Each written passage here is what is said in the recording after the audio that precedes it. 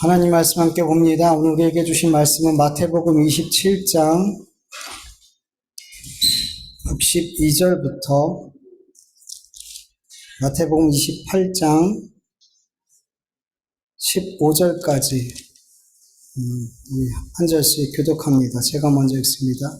그 이튿날은 준비일 다음 날이라 대제사장들과 바리새인들이 함께 빌라도에게 모여 이르되 주여, 저 속이던 자가 살아있을 때 말하되 내가 사흘 후에 다시 살아나리라 한 것을 우리가 기억하노니 그러므로 명령하여 그 무덤을 사흘까지 굳게 지키게 하소서.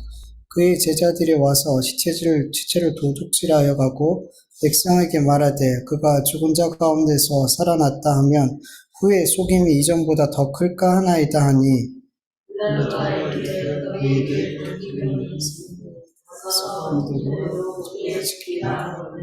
그들의 경비병들과 함께 가서 돌을 인봉하고 무덤을 굳게 지키니라. 아직고 첫날을 새벽에 막달라 마리아와 다른 마리아가 무덤을 보았더니 큰 지진이 나며 주의 천사가 하늘로부터 내려와 돌을 굴려내고 그 위에 앉았는데 그 인상이 번개가 없고 그 옷이 지키던 자들이 그를 무서워하여 떨며 죽은 사람과 같이 되었더라. 천사가 자기에게 너는 무서워하지 말라. 십자가에 못 박힌 예수를 내가 찾는 줄 내가 아노라. 그가 여기 계시지 않고 그가 말씀하시던 대로 살아나셨느니라. 와서 그가 누우셨던 곳을 보라. 또 빨리 가서 그의 제자들에게 이르되 그가 죽은 자 가운데서 살아나셨고 너희보다 먼저 갈릴리로 가시다니 거기서 너희가 배우리라 하라. 보라 내가 너희에게 이르느니라 하거늘 그 여자들이 무서움과 큰 기쁨으로 빨리 무덤을 떠나 제자들에게 알리려고 다름질할세 예수께서 그들을 만나 이르시되 그만하냐 하시거늘 제자들이 나아가 그 발을 잡고 경배하니 예수께서 이르시되 무서워하지 말라. 가서 내 형제들에게 갈릴리로 가라 하라. 거기서 나를 보리라 하시니라. 제자들이 갈 때 경비병 중 무엇이 성에 들어가 모든 된 일을 대제사장에게 알리니 그들이 장로들과 함께 모여 의논하고 군인들에게 돈을 많이 주며 이르되 너희는 말하기를 그 제자들이 밤에 와서 우리가 잘 때에 그를 도둑질하여 갔다 하라. 만일 이 말이 충돌에게 들리면 우리가 권하여 너희를 근심하지 않게 하리라 하니 함께 있습니다. 그인들이 돈을 받고 가르친 대로 하였으니 이 말이 오늘날까지 유대인 가운데 두루 퍼지니라. 아멘. 예수님께서 십자가에서 죽으신 다음 날 안식일이죠. 대제사장들과 바리새인들이 빌라도를 찾아가요. 안식일이라서 이들은 사실은 그렇게 먼 거리를 움직일 수도 없고 그리고 이방인을 찾아가는 것도 사실은 안 되는 일이지만 그들은 어떻게 된 일인지 안식일에 그게 자기들 그렇게 거룩히 지키는 그 안식일에 이방인인 빌라도를 찾아갔어요. 그리고 이런 요청을 하죠. 세번역 성경으로 63절, 64절을 보면 각하 세상을 미혹하던 그 사람이 살아있을 때 사흘 뒤에 자기가 살아날 것이라고 말한 것을 우리가 기억하고 있습니다. 그러니 사흘째 되는 날까지는 무덤을 단단히 지키라고 명령해 주십시오. 혹시 그의 제자들이 와서 시체를 훔쳐가고서는 백성들에게 그가 죽은 사람들 가운데서 살아났다 하고 말할지 모릅니다. 그렇게 되면 이번 속임은 처음 것보다 더 나쁜 영향을 미칠 것입니다. 이렇게 얘기했어요. 여러분, 예수님의 제자들은 지금 예수님께서 십자가에 죽으시고 다들 도망가서 어디 있는지도 모르겠어요. 근데 그들은 분명 예수님께서 내가 죽을 것에 대해서도 알려주셨고 죽은 자 가운데서 3일 후에 부활하실 것에 대해서도 몇 번을 알려주셨어요. 근데 제자들은 이 예수님의 말씀을 기억해요, 못해요? 못하더라는 거죠. 그들이 그 말씀을 믿고 기억했다면 어디서 기다려야 돼요? 무덤 앞에서 기다려야 되잖아요. 근데 그들은 무덤에 나타나지 않았어요. 어디에 숨어 있는지도 모르겠어요. 근데 놀랍게도 예수님께서 죽으시고 부활할 것에 대해서 기억하고 있는 사람들이 있었어요. 누구냐면 예수님을 죽인 사람들이었어요. 제자들은 기억하지 못하는데 예수님을 죽인 자들은 그것을 기억하고 있더라는 거예요. 그리고 빌라도에게 찾아가서 제자들이 시체를 도둑질하여서 예수님이 부활했다 이렇게 말하기 시작하면 이전의 속임보다 더 큰 속임이 있게 되니 군인들을 보내서 그 무덤을 굳게 지키게 해달라고 그렇게 안식일에 찾아가서 요청을 하더라는 거죠.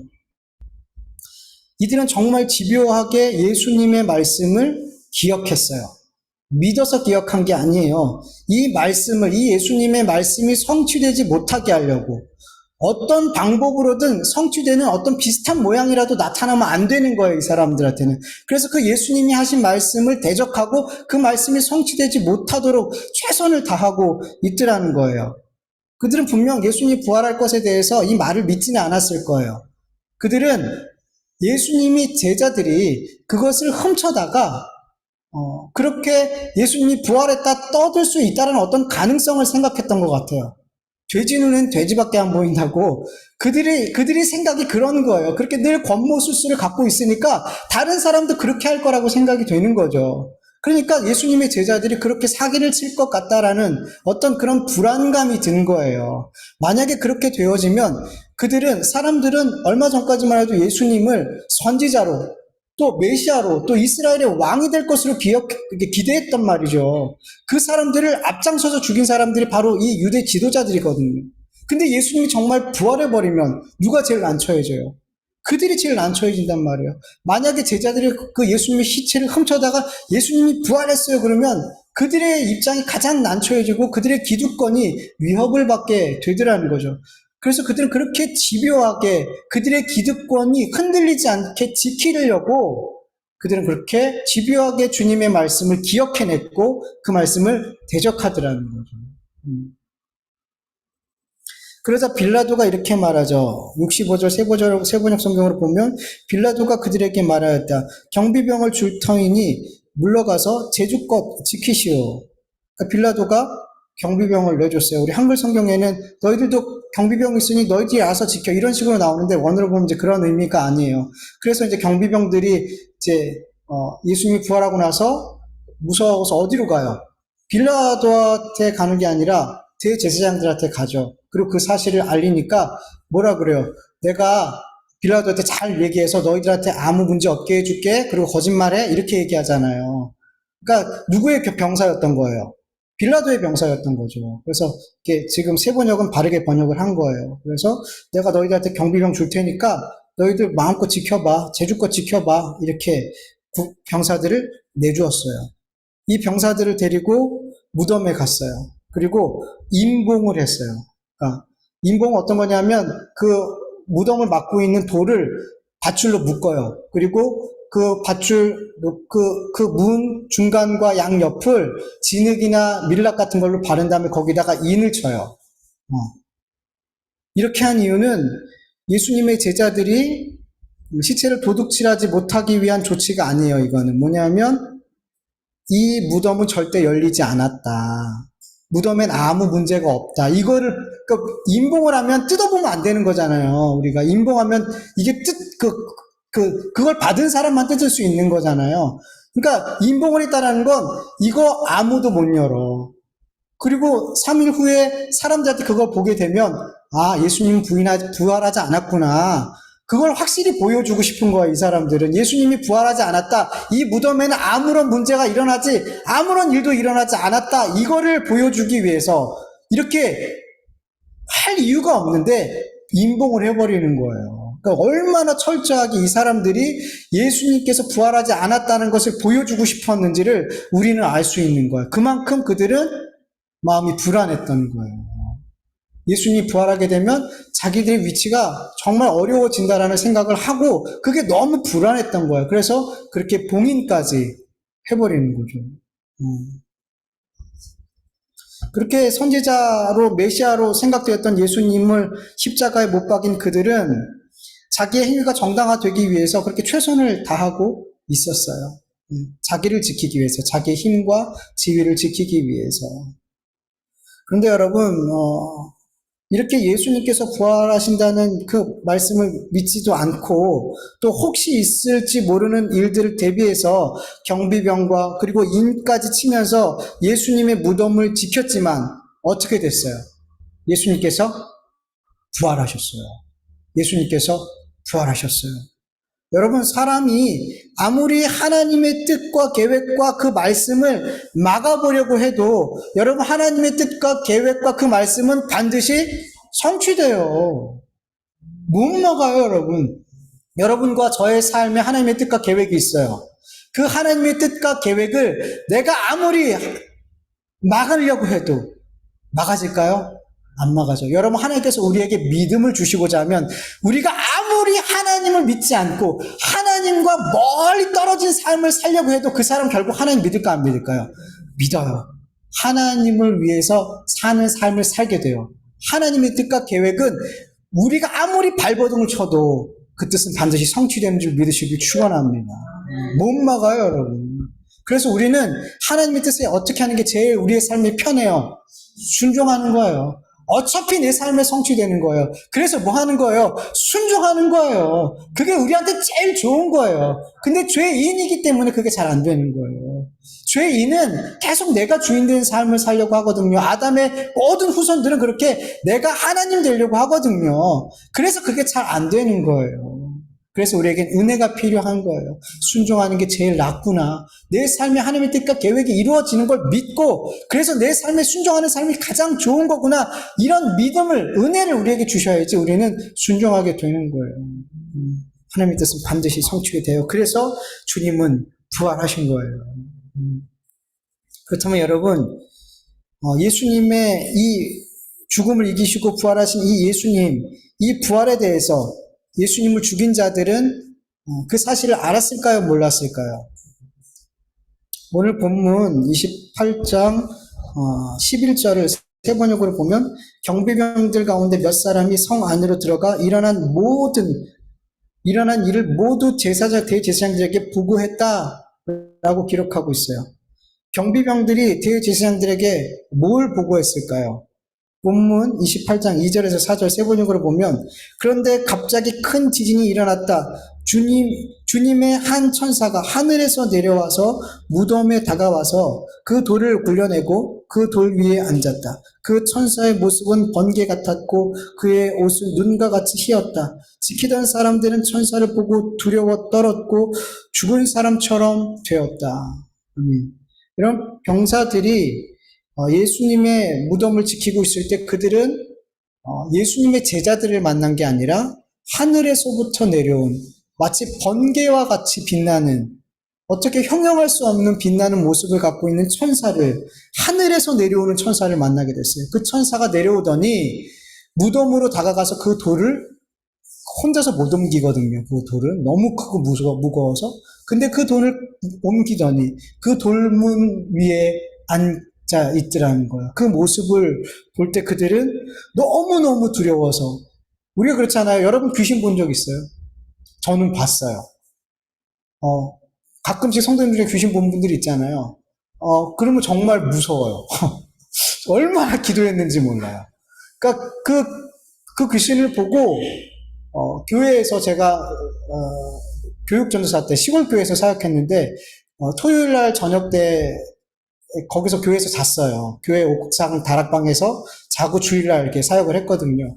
근데 그 밤에 귀신이 근데 그 교회에는 귀신들이 종종 보는 분들이 있었어요. 근데 그 앞에 이렇게 자고 일어났는데 눈을 떴는데 귀신이 앞에 있는 거예요. 너무 깜짝 놀랐죠.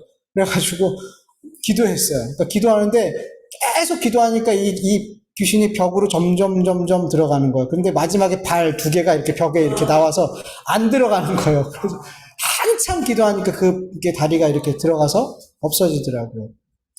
어땠을까요? 그 영적인 존재들 보게 될 때 어땠을까요? 무섭죠. 저도 너무 무서웠어요. 무섭더라고요. 담대하게 되지 않더라고요. 그래서 뭐만 나오냐면 기도밖에 안 나와요.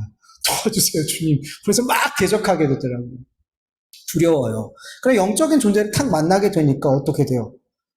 그들은 하나님 믿지 않아요. 그러니까 어떻게 해야 될지 모르는 거죠. 그러니까 그 모습 앞에 그냥 두려워서 마치 죽은 자처럼 꼼짝도 못하고 그렇게 있게 되는 거예요. 네.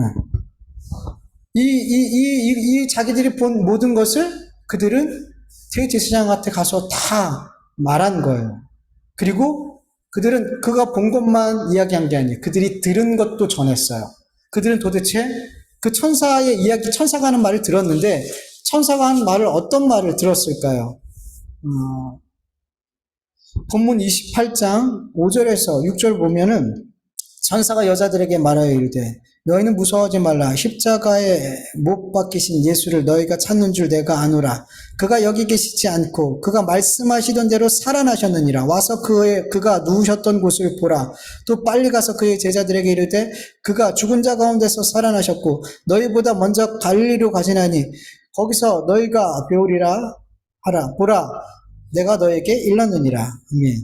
여러분, 안식 후 첫날 새벽에 막달라 마리아와 다른 여자들이, 여러 여자들이 무덤을 보러 갔어요. 정확히 말하면 예수님의 시체에 향품을 바르기 위해서 갔죠. 막 걱정하면서 갔어요. 돌무덤을 누가 열어줄 수 있을까? 막 걱정하면서 갔죠.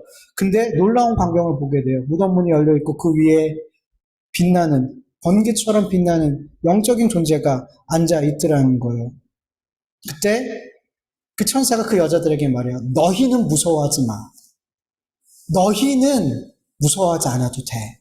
그러면서 너희가 예수님 찾으러 왔지? 예수님 살아나셨어. 예수님이 말씀하셨던 것처럼 예수님이 부활하셨어. 이거 빨리 제자들한테 가서 알려. 이렇게 말했단 말이에요. 그걸 누가 들었어요? 지금 무덤 앞에 있는 경비병들이 다 들었단 말이에요. 경비원들이 거기서 대화를 들었든지 우리가 어떻게 할 수 있냐면 본문 11절을 보면 세 번역으로 보면 여자들이 떠난 뒤에 경비병 중 몇 사람이 시내에 들어가 대제사장들에게 일어난 일을 다 보고하였다라고 기록하고 있어요. 천사들이 여자들한테 말하고 있을 때 경비병들이 그 자리에 있었어요, 없었어요?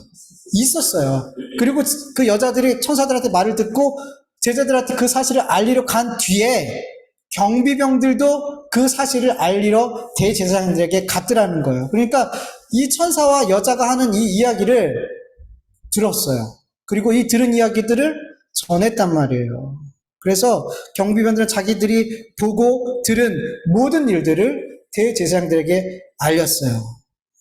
대제사장들과 장로들과 그렇게 유대 지도자들은 이 경비병을 통해서 예수님이 부활하셨다는 것을, 천사가 무덤을 열고 예수 그리스도께서 부활하셨다는 이 사실을 그들은 들었어요. 알았단 말이에요.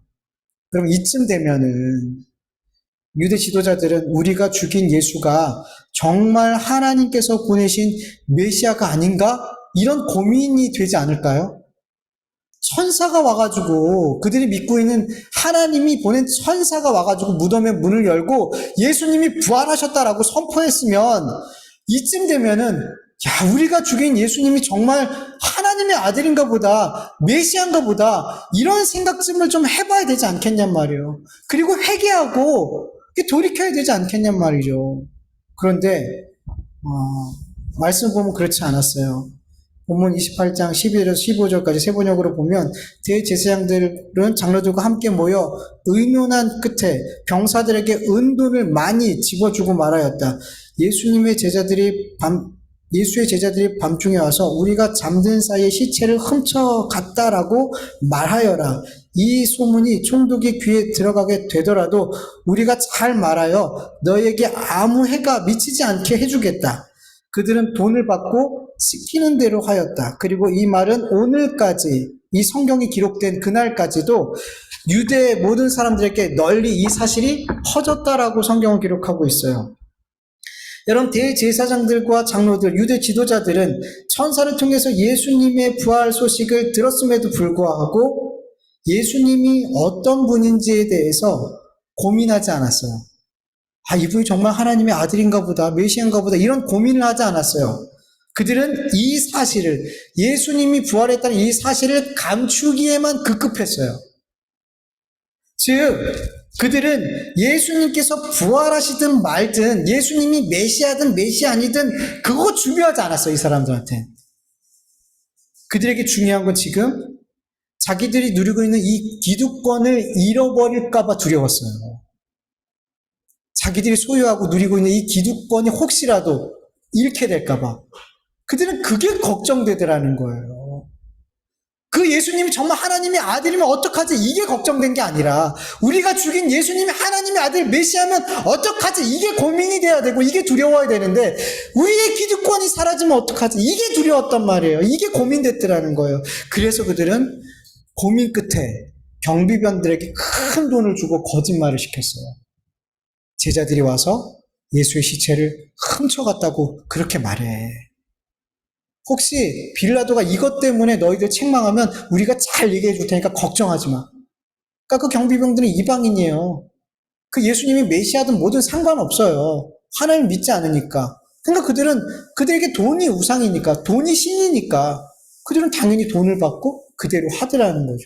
그래서 이 성경이 기록되어질 때까지 많은 유대인들은 그렇게 믿었어요. 예수님의 제자가 예수님의 시체를 훔쳐갔구나. 예수님 부활한 게 아니구나. 이렇게 믿었어요. 아마 초대교회 복음을 증거하는 데 있어서 유대인들에게 이 사실이, 이 거짓말이 되게 많이 복음을 전하는 데 있어서 걸림이 됐을 거예요.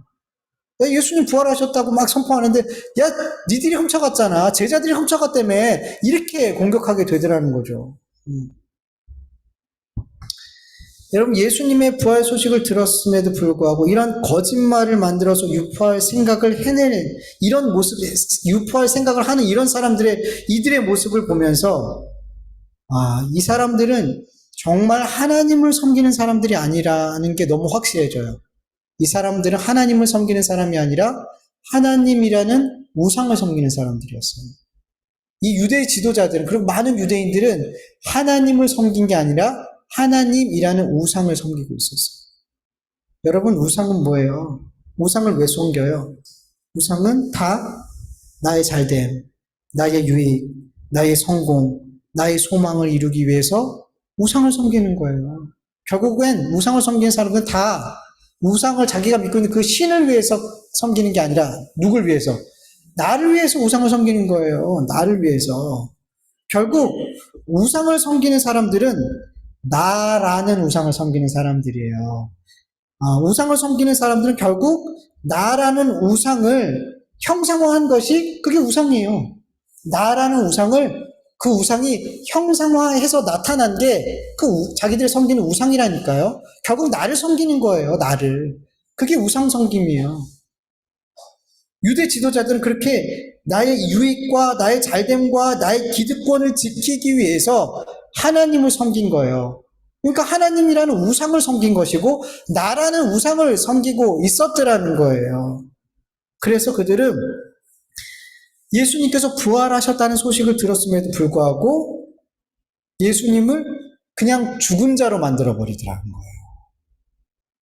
그들은 예수님의 말씀처럼 예수님이 부활하셨는데 그 말씀이 성취됐는데 그 말씀이 성취되지 않은 것처럼 예수님을 거짓말쟁이로 사기꾼으로 속이는 자로 그렇게 만들어버리더라는 거예요.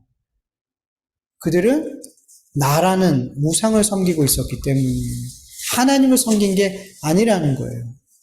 여러분, 왜 이렇게 성경에서 그렇게 하나님께서 말씀을 통해서 우상 섬기지 마, 우상 섬기지 마, 우상 섬기지 마 그렇게 많이 말씀하셨는지 아세요, 여러분? 여러분, 우상 섬김의 결국은 뭘까요? 하나님의 심판이에요. 여러분, 우상 섬기는 사람들은 반드시 심판받아요. 하나님의 지옥의 심판을 받아요. 여러분, 우상은 단순히 이방 사람들이 섬기는 그 우상만을 이야기하는 게 아니죠. 여러분, 돈이 우상이 될 수 있어야 안 되는 거예요. 돈도 우상이에요. 명예도, 인기도, 권력도, 때로는 취미도, 배우자도, 자식도 하나님보다 더 사랑하는 것, 그 모든 것이 우리에게 우상이 될 수 있어요. 그게 우상이에요, 여러분. 우상 될 수 있는 게 아니라 우상이에요. 하나님보다 돈을 더 사랑하잖아요. 그러면 우리는 돈이라는 우상을 섬겨요. 누구를 위해서? 나를 위해서. 어떤 취미를 너무 좋아해요. 하나님보다 그 취미가 더 좋아요. 그 취미 생활을 위해서 때로는 교회도 포기하고 취미 생활을 하러 가요. 그러면 그 사람은 나를 위해서 그 어떤 취미라는 우상을 섬기고 있는 거예요. 우린 너무 많은 우상을 섬기고 있어요. 예수님을 믿는 사람들조차도 불상 앞에서 절은 하지 않지만 우상을 섬길 수 있더라는 거예요. 근데 이 모든 우상 섬김은 다 누구를 위해서? 나를 위해서. 그렇게 나라는 우상을 섬기는 사람들은 계속해서 그 마음과 생각에 육신의 생각을 해요. 육적인 생각. 이 육적인 생각은 항상 어떤 방향으로 가고 있냐면 육신의 만족이라는 방향을 향해 가고 있어요. 육신의 생각은 항상 육신의 만족을 생각할 수밖에 없어요. 그리고 내 육신의 만족을 생각하는 사람들은 세상을 사랑할까요? 영적인 것을 사랑할까요? 세상을 사랑해요. 세상의 것들은 우리의 육신의 것을 만족시키거든요.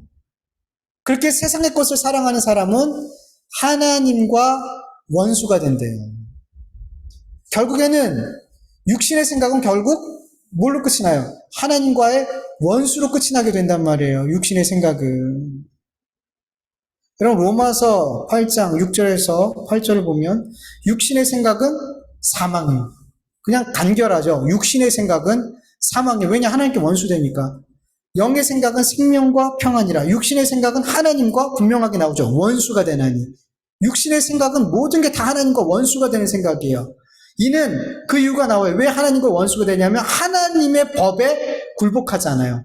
육신의 생각을 따라 사는 사람은, 내 육신의 만족을 위해서 사는 사람은, 세상을 사랑하는 사람은 하나님의 법에 굴복하지 아니할 뿐만 아니라 할 수가 없대요. 안 하는 게 아니래요. 못한대요. 그게 자체가 안 된대요. 그래서 그들은 하나님을 기쁘시게 할 수 없느니라. 요한 1서 2장 15절 현대인의 성경으로 보면 여러분은 세상이나 세상에 속한 것들을 사랑하지 마십시오. 누구든지 세상을 사랑하면 그 사람에게는 하나님 아버지에 대한 사랑이 없습니다. 육신의 생각을 하는 자는, 육신의 생각을 따라 사는 사람은 그 마음속에 하나님에 대한 사랑이 없어요. 그 마음속에 뭐에 대한 사랑만 있어요? 세상에 대한 사랑만 있는 거예요. 그러니까 이 사람들은 결국에는 그렇게 나라는 우상을 섬기는 사람들은 결국에는 하나님의 원수로 살아가는 거예요.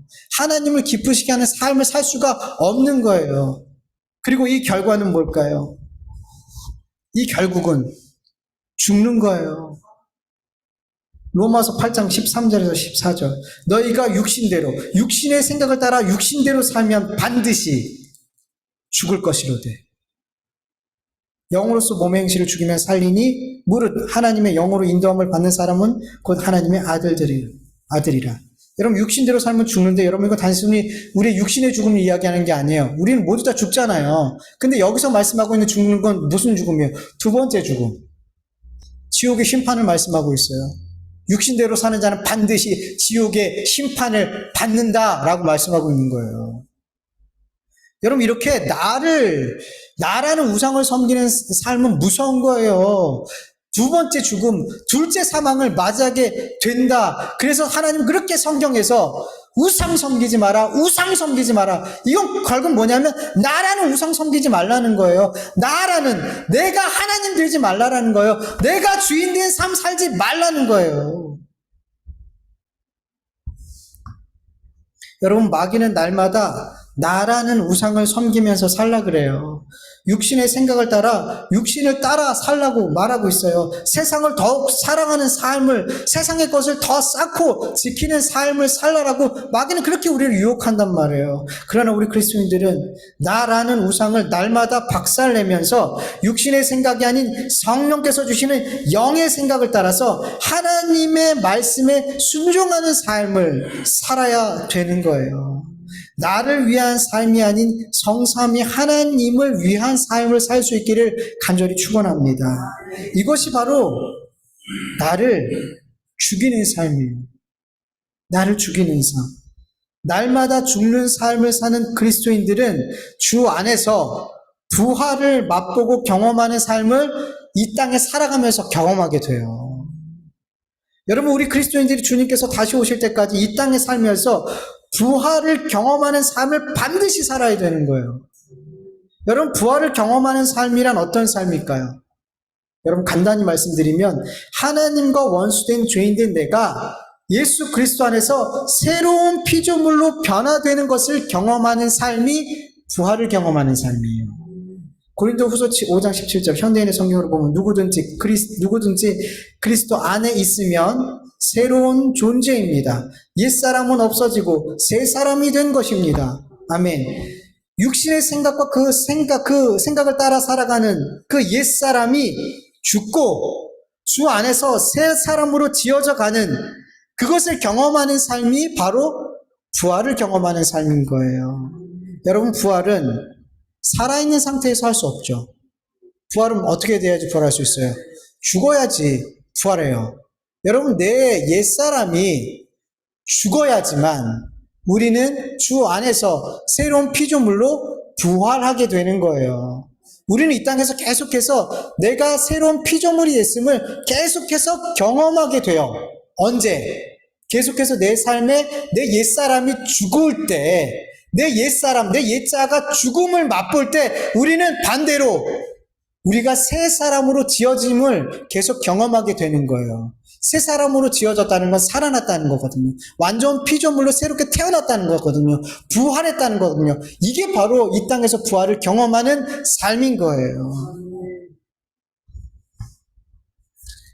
여러분, 이 부활을 우리 그리스도인들은 계속해서 이 땅에 살면서 경험해야 되는데, 옛사람이 죽고 새로운 피조물로 거듭나는 이 거듭남의 삶이 계속해서 경험되어야 되는데, 문제는 우리 그리스도인들이 주님 오실 때 그 부활만 생각하고 내가 이 땅에서 매일 부활을 경험하는 삶에 대해서는 별로 관심이 없다라는 거예요.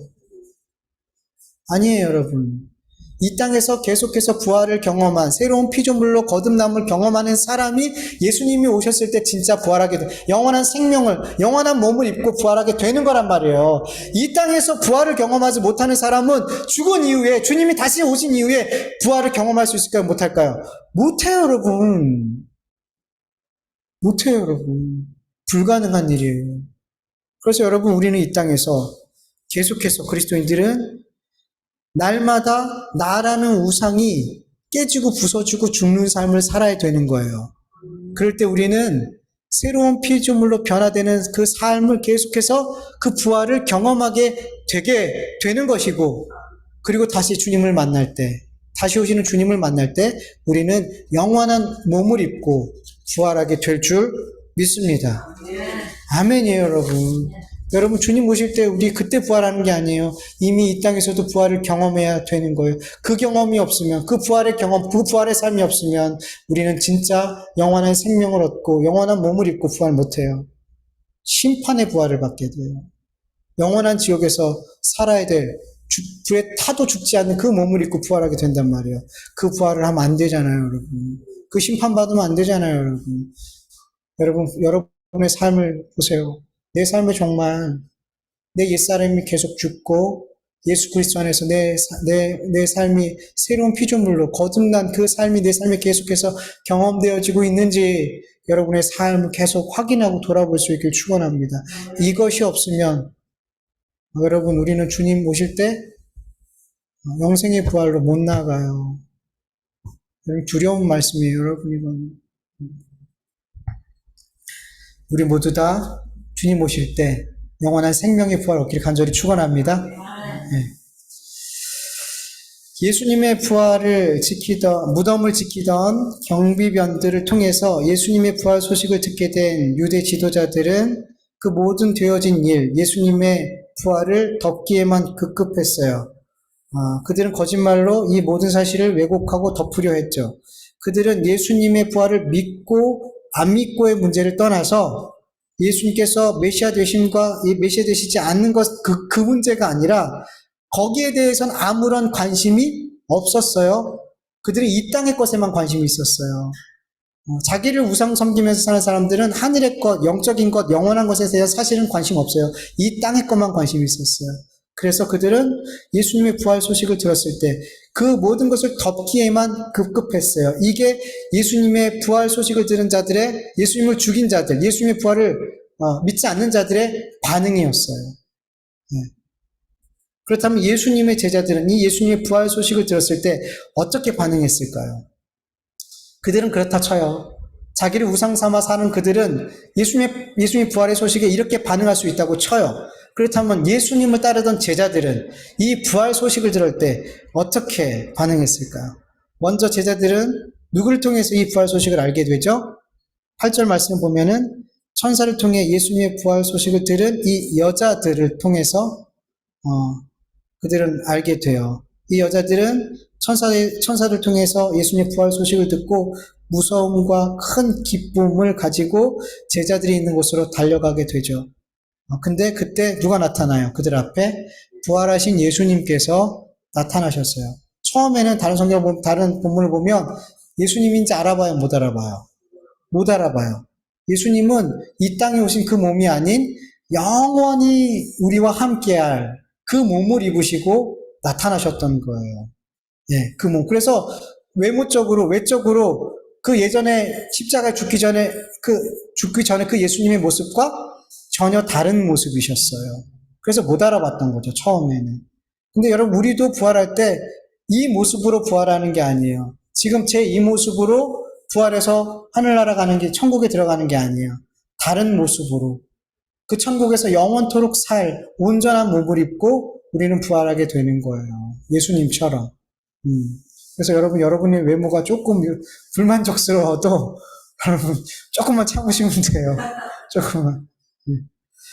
그렇게 예수님께서 부활하신 그 모습으로 여자들에게 나타났어요.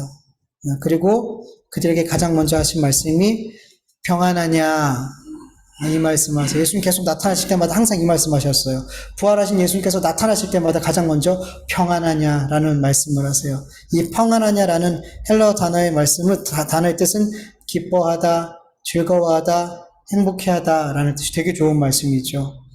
근데 이 말씀을 예수님은 명령문으로 사용하셨어요. 그러니까 기뻐해라, 즐거워해라, 행복해라. 이 말씀을 하신 거예요. 처음 만나고 나서 여자들에게. 여러분, 예수님의 부활은 우리가 기뻐할 일이에요. 즐거워할 일이고 너무나 행복할 일이에요. 여러분, 예수님께서 십자가에서 우리의 죄를 다 지시고 죽으시고 거기서 끝났다면 복음이 될 수 있을까요? 아니에요. 예수님께서 십자가에서 우리의 죄를 다 대신 지시고 죽으셨어요. 거기서 끝났다면 복음이 안 돼요. 고린도전서 15장을 보면은 부활이 없으면 우리가 전파하는 이 복음이 헛되다 그래요. 그리고 우리의 믿음도 헛되다라고 말하고 있어요. 그리고 여전히 우리가 죄 가운데 있다라고 말씀하고 있어요. 예수님께서 십자가에 우리의 죄를 대신 지고 죽으셨잖아요. 근데 예수님이 부활하지 않으면 도루묵이래요. 꽝이래요. 그냥 우리 여전히 죄인이래요. 그럼 우리 구원받아요, 못 받아요? 못 받아요. 그러니까 우리는 너무 십자가의 죽으심과 대속의 은혜에 대해서만 너무 많이 말을 하는 건 맞아요. 근데 이 말씀이 진짜 복음이 되려면 예수님의 부활이 있어야 된다라는 거예요. 부활이 없으면 우리가 죄의 용서함을 못 받는데요. 예수 그리스도 안에서 죽은 자도 망한대요. 그리고 더 나아가서 우리가 이 땅에서 우리가 예수님을 믿는 것이 이 땅의 것들만 바래서 우리가 예수님을 믿는다면, 그리고 그래서 부활이 없이 이 땅의 것들을 위해서만 우리가 예수님을 믿는다면 우리는 세상에서 가장 불쌍한 사람들이래요. 여러분, 우리가 이 땅의 것들만 바란다면 우리가 예수님을 믿고 이렇게 십자가를 지는 사람, 나를 부인하는 사람, 이 고난의 삶을 살 필요가 있어요, 없어요? 먹고 마시자, 즐겁게 살자. 세상 사람들보다 더 열심히 세상 사람들처럼 살 거예요, 우리는. 근데 부활이 있기 때문에 우리는 그 삶을 살지 않죠. 여러분, 부활이 있기 때문에 예수님의 대속의 은혜가 될 수 있는 거고, 우리의 죄가 온전히 용서받을 수 있는 거고, 우리가 하나님 앞에 의롭다 여김을 받을 수 있는 것이 예수 그리스도께서 부활하셨기 때문이에요. 죄와 사망의 모든 권세를 이기는 건 부활이에요. 단순히 십자가에 죽었기 때문에 예수께서 우리의 죄를 십자가에 지고 죽었기 때문에 승리한 게 아니라 그 죽으심에서 부활했기 때문에 죄와 사망과 죽음을 우리는 이긴 자가 된 거라는 거예요. 그래서 이 부활의 소식은 기쁜 소식이에요. 기쁜 소식이에요. 그래서 여러분, 우리 그리스도인들은 날마다 주님의 이 부활의 소식을 마음에 두고 살아야 돼요. 여러분, 우리의 삶에 고난이 임할 때, 어려운 일들이 있을 때, 여러분 뭘 생각하면 기쁨이 우리 속에서 나오는지 아세요? 주님의 부활을 생각하는 거예요. 주님께서 나를 위해서 이렇게 고난을 받으셨으니 나도 이 고난을 감당해야지. 그럼 우리 마음이 한편은 무거워요. 근데 주님의 부활을 생각할 때 우리는 그 고난 앞에 기뻐할 수 있는 거예요. 여러분의 삶에 어려운 일이 있고 고난이 올 때 자꾸 뭘 묵상하셔요? 십자가도 묵상하지만 부활을 묵상하세요. 이 여자들이 예수님을 만나기 전에 큰 기쁨이 있었어요. 근데 다른 마음 한편에 뭐가 있었어요? 두려움, 무서움이라는 감정이 있었어요. 근데 주님이 나타나셔서, 부활하신 주님이 나타나셔서 기뻐해라. 부활은 우리 안에 뭐만 주세요? 뭐만 있는 걸 원하세요? 기쁨만 있게 원하시는 거예요. 큰 기쁨만 있으면 되는 거예요. 부활하신 주님을 만나게 될 때 더 이상 두려움이 없게 되는 거예요. 여러분, 그래서 우리의 삶에 계속해서 예수님의 부활이 묵상되어져야 되는 거예요.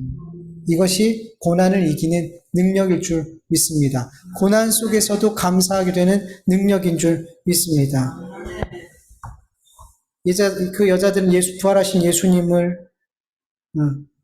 대해서 귀로만 들었었어요. 천사들 통해서. 근데 이제는 눈으로 봤어요. 그리고 그들은 예수님을 보자마자 그분이 예수님이라는 것을 깨닫게 되었을 때 예수님의 두 발을 잡고 경배했어요. 예수님을 만졌어요.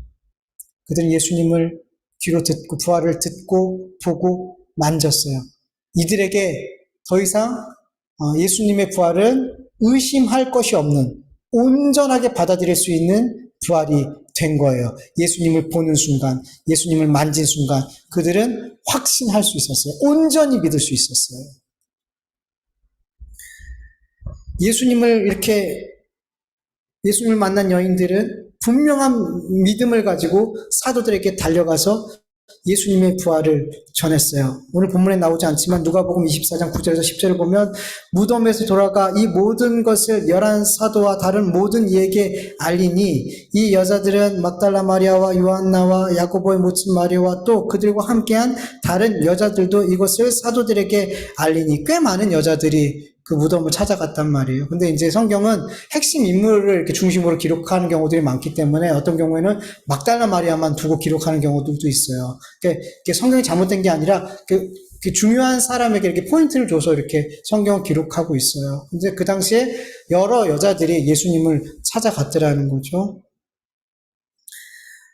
이렇게 여러 여자들이 목격한 부활하신 예수님을 전했어요. 한두 사람이 아니었어요. 그런데 제자들의 반응이 어땠어요? 여자들처럼 기뻤을까요? 아니에요. 허탄한 듯 믿지 않았어요.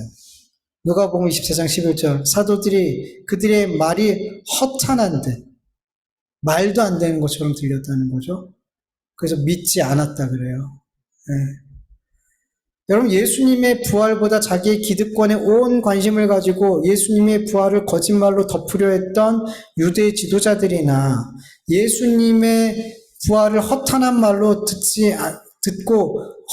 듣고 믿지 않았던 제자들과 여러분 다를까요? 다르지 않을까요? 똑같아요.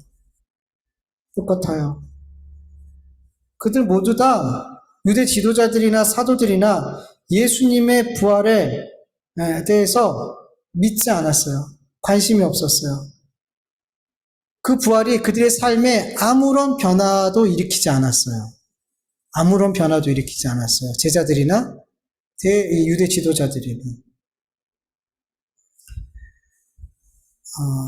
여러분, 제자들이 언제 예수님이 부활하셨다는 것을 믿게 되었을까요? 성경을 보면 모두 다 자기들의 눈으로 직접 봤을 때.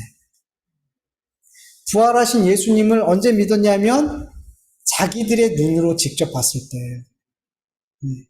요한복음 20장 19절에서 20절 보면 이날 곧 안식 후 첫날 저녁 때에 제자들이 유대인들을 두려워하여 모인 곳에 문들을 닫았더니 예수께서 오사 가운데 서서 이르시되 너에게 평강이 있을지어다 이 말씀을 하시고 손과 옆구리를 보이시니 제자들이 주를 보고 기뻐하였더라. 제자들이 예수님을 유대인들을 두려워해서 문도 다 꽁꽁 닫아놓고 숨어 있었어요. 아마도 제자들이 예수님의 시체를 훔쳐갔다고 소문이 났잖아요. 그래서 더 예수님, 이 제자들을 찾으려고 하지 않았겠어요? 그래서 더 이렇게 숨어 있을지 않았나 이런 생각들이 들어요. 어쨌든 유대인들을 두려워해서 예수님도 죽였으니 자기들도 죽일 수 있잖아요. 두려워서 숨어 있는데 예수님이 들어오셨어요. 예수님의 모습은 이전과 다르기 때문에 제자들에게 먼저 뭘 보여줬어요? 그리고 발, 못 박힌 그 자국을 보여줬어요. 그때 비로소 제자들이, 예수님이구나. 부활하신 예수님이구나. 그때 예수님을 보고 믿게 됐더라는 거죠. 그렇게 보았을 때. 근데 마침 그때에 11제자가 있지 않고 10제자만 있었어요. 사도들 가운데서는. 디두모라고 불리는 도마가 그 자리가 없었어요. 그래서 제자들이 10제자가 도마한테 예수님 부활하셨어. 예수님 부활하셔서 우리가 봤어 라고 얘기하니까 도마가 어떻게 얘기해요? 못 믿어. 내가 뭐라고 얘기해? 요한복음 20장 25절에 보면 도마가 이르되 내가 그의 손에 못자국을 보며 내 손가락을 그 못자국에 넣으며 내 손을 그 옆구리에 넣어보지 않고는 믿지 아니하겠노라. 못 믿어. 근데 여러분 도마뿐만 아니라 그 자리에 도마가 아니라 베드로가 있어도 이렇게 얘기했을 거예요. 못 믿었을 거예요. 다 언제 봐요? 언제 믿어요? 볼 때. 눈으로 볼 때 믿더라는 거예요, 예수님의 부활을. 요한복음 20장 27절을 보면 여드레가 지나서 예수님께서 다시 제자들을 찾아가세요. 그때 도마도 있었어요. 그때 예수님께서 도마에게 이렇게 말씀하시죠. 도마에게 이르되 내 손가락을 이리 내밀어 내 손을 보고 내 손을 내밀어 내 옆구리에 넣어보라. 그리하여 믿음 없는 자가 되지 말고 믿는 자가 되라. 이렇게 말씀하시잖아요. 그때 비로소 도마가 부활하신 예수님을 보고 나서 요한복음 20장 28절 말씀처럼 나의 주님이시오 나의 하나님이십니다. 이렇게 고백하게 되더라는 거예요. 여러분 제자들은 예수님의 부활 사실에 대해서 눈으로 직접 보고 확인한 다음에야 비로소 믿을 수가 있었어요. 여러분 만약에 여러분들이 이 자리에 있었다면 여러분들이 사도들이었다면 여러분들은 어떻게 했을 것 같아요? 부활 소식을 들었을 때 그것을 그냥 믿었을 것 같아요? 아니면 제자들처럼 안 믿었을 것 같아요? 믿었을 것 같지 않아요? 왜냐하면 지금 우리들은 부활하신 예수님 못 만났잖아요. 근데 우리 믿어요, 안 믿어요? 믿잖아요. 이런 우리를 보면, 그 당시에 우리가 있었으면, 나는 믿었을 것 같은데, 나는 지금 안 보고도 믿는데, 예수님의 부활을, 그렇게 생각이 들지 않을까요? 근데 여러분, 우리가 그 당시를 돌아갔으면, 우리가 만약에 사도였다면, 우리도 똑같이 도마처럼 그렇게 예수님을 볼 때까지 안 믿었을 거예요. 여러분, 당시 이렇게 할 수밖에 없었던, 이렇게 예수님을 직접 눈으로 봐야지 믿게 되는 이유가 있어요. 왜냐하면 그 당시에는 예수님께서 누구를 우리에게 보내주지 않았어요. 성령을 보내주지 않았어요. 교회에서 성령을 보내주지 않았기 때문에 그 성령이 우리에게 임하지 않으면 우리는 보이지 않는 건 안 믿어요. 예수님이 부활했다는 사실을 못 믿어요. 지금 우리가 예수님의 부활을 이렇게 믿을 수 있는 건, 너무나 확신이 믿을 수 있는 건 우리 안에 누가 계시기 때문에 예수 그리스도께서 보내주신 예수님의 영, 하나님의 영이신 성령님이 계시기 때문이에요. 성령님이 계시기 때문에 우리는 보이지 않는 하나님을 믿어요. 보이지 않는 예수님을, 부활하신 예수님을 믿어요. 하나님의 이 말씀이 진리의 말씀, 하나님의 말씀이라는 걸 믿어요. 누가 오셨기 때문에? 성령님이 오셨기 때문에. 근데 그들에게는 성령님이 아직 임하시지 않았어요. 그래서 어떻게 해야지 믿어요? 봐야지 믿는 거예요. 그래서 지금도 그래요. 우리 안에 성령님이 임하지 않는 성도들은 자꾸만 어떤 신앙을 추구하냐면 보는 신앙을 추구해요. 기적, 역사. 여러분 이런 것들 자꾸 추구하는 분들을 보면 제가 생각하기에는 그런 분들은 아직 성령님이 임하지 않은 거예요. 성령님이 임한 성도들은 보지 않아도 믿어요. 놀라운 기적을 체험하지 않아도 믿어져요. 왜? 내 안에 하나님의 영이 계시니까. 예수 그리스도의 영이 계시니까. 근데 이 하나님의 영, 예수 그리스도의 영이 내 안에 없으니까 자꾸만 이 제자들처럼 봐야지 믿을 것 같은 거예요. 경험해야지 믿을 것 같은 거예요. 그래서 자꾸 그런 신앙을 추구하게 되더라는 거예요. 그래서 제가 목회자를 볼 때는 그런 신앙을 자꾸 추구하는 분들은 그 안에 성령님이 없다라는 생각이 저는 개인적으로 들어요. 아니에요, 여러분. 그런 거 없어도 돼요. 안 봐도 돼요. 체험하지 않아도 돼요. 저는 귀신을 못 보고 뭐 어떤 영적인 능력을 못 체험하지 않아도 예수님이 믿어졌어요. 영적인 어떤 그런 것들을 경험하지 않을 때도 저는 이미 예수님이 믿어졌어요. 왜? 제 안에 성령님이 계시니까. 계시니까.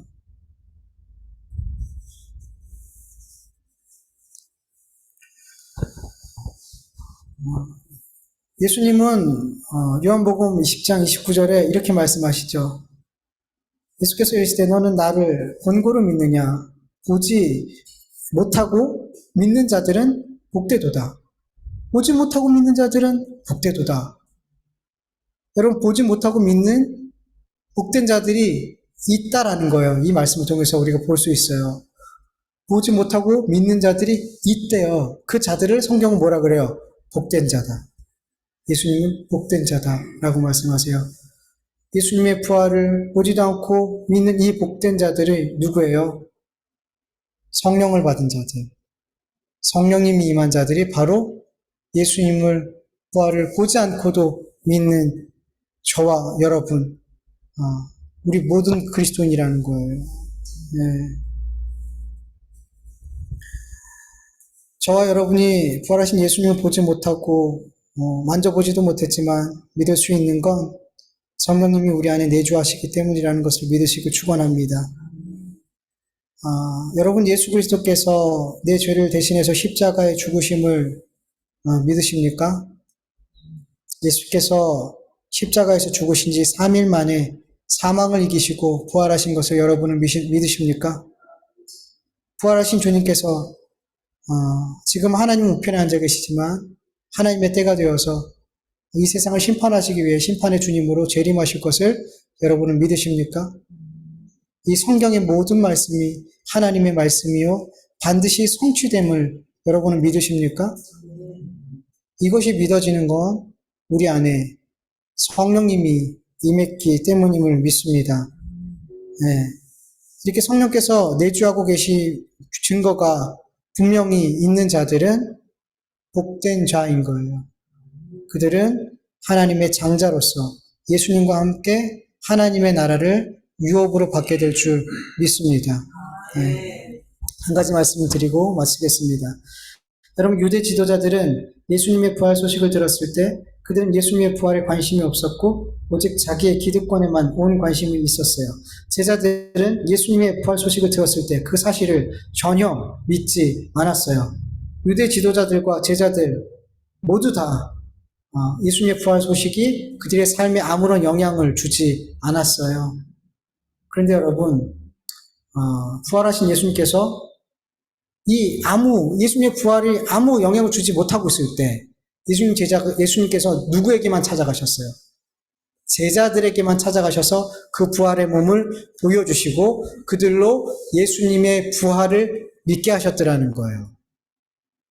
예수님이 제자들에게 찾아가지 않았다면 그들은 끝까지 그 부활을 믿지 않았을 거예요. 근데 예수님께서 찾아가셔서 부활하신 예수님께서 그들을 만나주셨더라는 거예요. 그래서 그들은 부활하신 예수님을 만나고 그들은 변화된 삶, 예수님의 부활이 그들에게 변화된 삶으로 이어지게 되었어요. 그런데 누구에게는 안 나타났어요. 유대 지도자들에게는 예수님께서 그 부활하신 몸으로 나타나 주시지 않았어요. 그들은 예수님의 부활을 끝까지 믿지 않고 계속해서 나라는 우상을 섬기면서 세상의 기득권, 자기들이 이 세상에서 사랑하는 것들을 여전히 사랑하면서 살게 되었어요. 주님께서 그들에게 부활의 몸으로 나타나지 않았다는 것은 그들의 그 삶을 그대로 내버려 두셨다는 거예요. 그들이 그냥 계속 심판의 길, 하나님 앞에 멸망받을 길을 가도록 그냥 내버려 두셨더라는 거죠.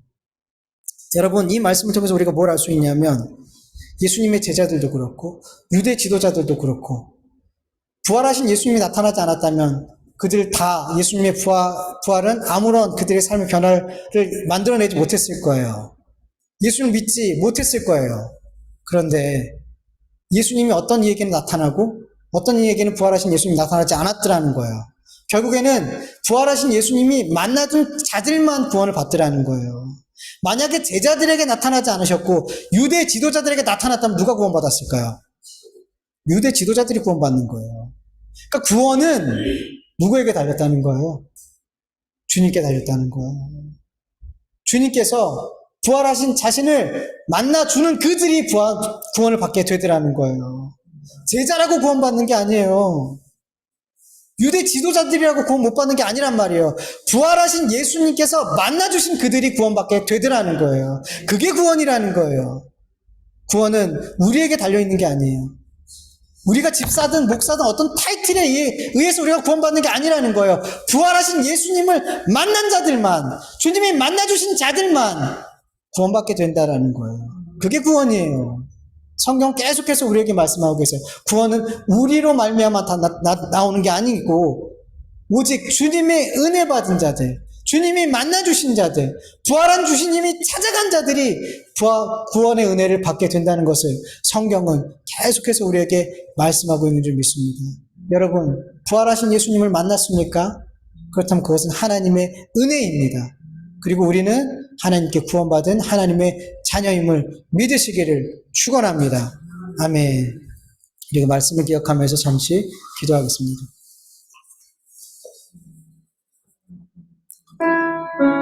하나님 아버지 감사합니다. 오늘도 하나님 앞에 귀한 예배 올려드리게 하여 주시면 감사합니다. 하나님 오늘 예배 드릴 때에 아버지 우리의 찬송과 기도와 또 이 예배를 하나님 예수 그리스도 안에서 예수 그리스도를 의지하여 하나님 앞에 올려드릴 때 하나님 기쁘게 받아 주시옵소서. 우리의 기도는 연약합니다. 우리의 찬송도 연약합니다. 우리는 연약한 모습으로 주님 앞에 예배하러 나왔습니다. 그러나 예수 그리스도의 보혈이 우리의 모든 것을 덮으시고 예수 그리스도를 통하여 우리의 찬송과 기도와 예배를 주님께서 받으실 때 아버지 하나님 이 모든 예배를 영광스럽게 받으시고 우리 모든 자들에게 하나님의 위로와 은혜를 그 사랑을 그 용서하심을 아버지 하나님 충만히 부어 주시옵소서. 하나님의 말씀 오늘도 들었습니다.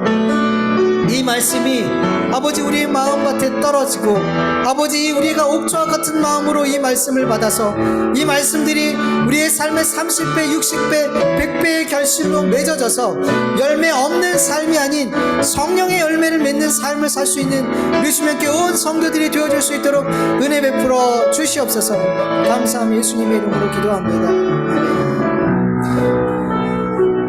하나님 아버지 감사합니다. 오늘도 이렇게 예수 그리스도의 보혈을 힘입어 하나님 앞에 예배 드릴 수 있게 하여 주심을 감사합니다. 하나님 이 예배를 기쁘게 함량하여 주시옵시고 또한 이 시간 우리가 하나님 앞에 드린 귀한 예물도 기쁘게 받아 주시옵소서. 우리가 두 랩돈을 드린 그 과부와 같은 마음으로 내 삶의 모든 것을 주께 맡겨 드리며 하나님 이 예물을 드립니다. 하나님께서 내 삶을 책임지십니다. 이 믿음을 가지고 우리가 이 예물을 매주마다 드릴 수 있도록 도와주시옵시고 이렇게 드려진 귀한 예물들이 하나님의 기쁨이 되는 그곳에 아버지 잘 쓰여질 수 있도록 우리가 기도하며 이 물질을 사용하게 하여 주시옵소서. 하나님의 영광이 나타나는 곳에 사용되게 하여 주시옵소서. 이제는 우리 주 예수 그리스도의 은혜와 하나님의 다하심이 없는 사랑하심과 성령님의 인도하심과 아버지 하나님 그 충만하심이 부활의 기쁨을 누리고 또 이 땅에서 날마다 부활을 경험하는 삶을 살기를 원하는 하나님의 자녀들 머리 위에 그 일터와 그 가정과 교회 위에 이제로부터 영원토록 함께할지어다. 아멘.